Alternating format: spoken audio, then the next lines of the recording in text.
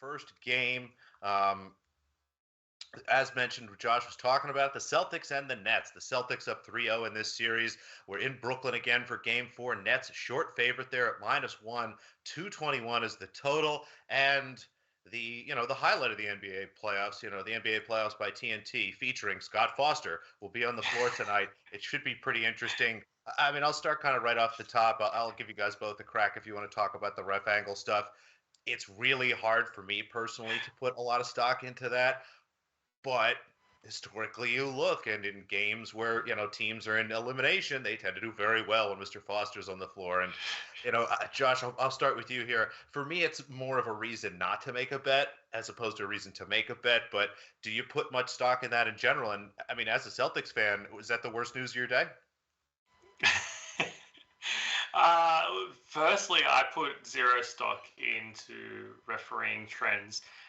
But with that comes a little asterisk that says when Scott Foster is involved in situations like this, weird things tend to happen. So maybe it is just coincidental that it happens a lot.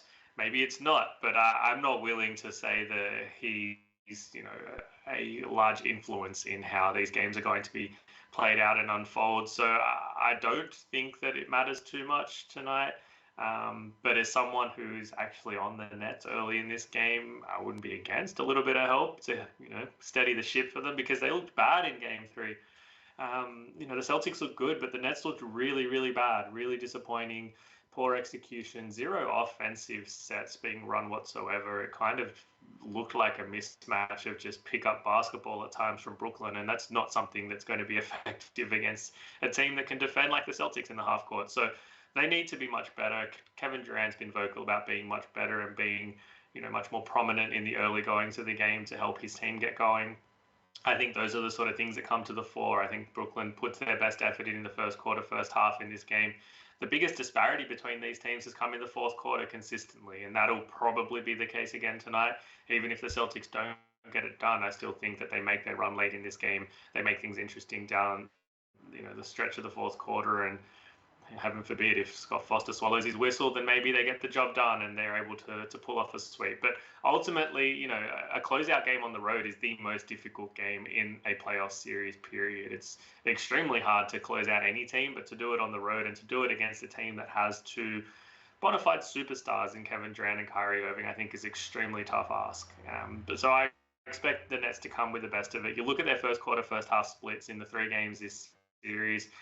Game 3 seems to be a bit of an outlier. Game 1 and 2, they were very good in those first 12 and 24 minutes respectively. So I think, again, they can come out aggressive and start strong here and probably put Boston on the back foot a little bit. The Celtics will punch back in the second half most likely, but I think the value on Brooklyn to lead at the end of the first quarter, lead at halftime, it's pretty obvious to me and pretty standoutish. So I'm getting involved in both of those here. As someone with a Celtics series position as well, I mean, it's not the end of the world if the Nets don't get this done for me. As a Celtics fan as well, that goes hand in hand with just less stress in my life, which is always welcome. But ultimately, I think this is a spot where Brooklyn really needs to show something. Even if it's not necessarily the best version of themselves, they need to show some signs of life. They cannot afford, I don't think, to just get swept in the manner in which it looks like they might based on the first three games so far. So Brooklyn first quarter, Brooklyn first half for me. Celtics obviously still to win the series. They might just have to do it back home. I like that. It's nothing like getting your bets done early, and I think you're right. Brooklyn's going to have to come out here on a good foot. And Chris, I know you like to handicap matchups, look at a little bit more of the basketball side. I've been really curious by the pace in this series. It started slow at 96, got slower at 93, and last game all the way down to a pace of just 88, which is astounding. I mean, in the league during the regular season, you generally see these numbers close to 100. So, what have you seen in the series so far? Is it something Boston is doing, something Brooklyn isn't doing? And do we maybe see kind of a change in that? Because I would expect the Nets' best option to be a faster-paced game, get the ball moving. Yeah, I guess the first thing to say is I wish I had a little more nuance to add, but I almost completely agree with everything Josh has said as far as the pace of this game. If I'm looking at the Nets, I would expect to look at them in the first quarter, the first half, trying to get off to a fast start as usual. That has not worked against the Celtics, and I think that's one of the biggest reasons why the Nets really can't hang in these battles, because almost exclusively in the second half, the Celtics defense somehow gets even better. and they slow the Nets down even more, take them off rhythm even more. So I kind of like the totals in the first quarter, first half too. They're pretty low. First half lines around 107, I believe. And that's still a little low for me with all the offensive potential on the court. Again, with the Celtics offense that was number one for many weeks to end the season, they certainly have a lot of skill there, and they haven't been, always clicking on all cylinders in this series either. But they haven't really needed it.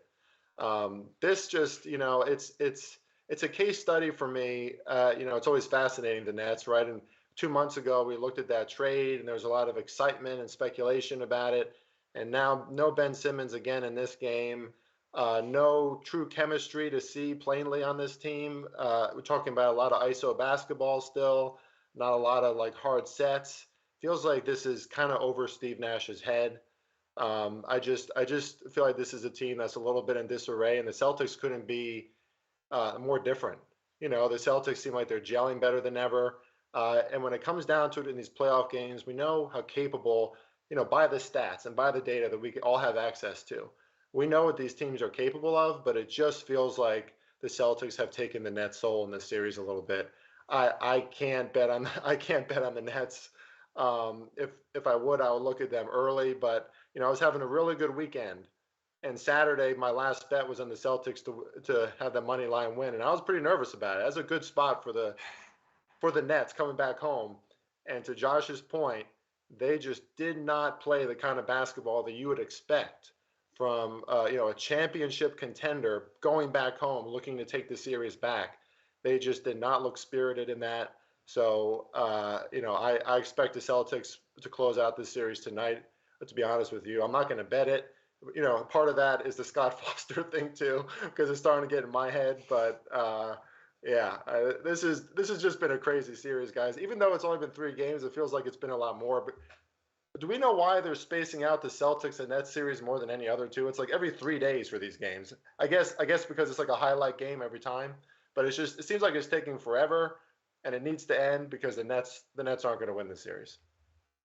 Does seem like we're close to the end. The only official picks, though, Chris thinks the Celtics are going to win, didn't pick them. We do have some early Nets looks here. Nets first quarter, Nets first half from Josh, and we'll see if Scott the Extender Foster can change things up there.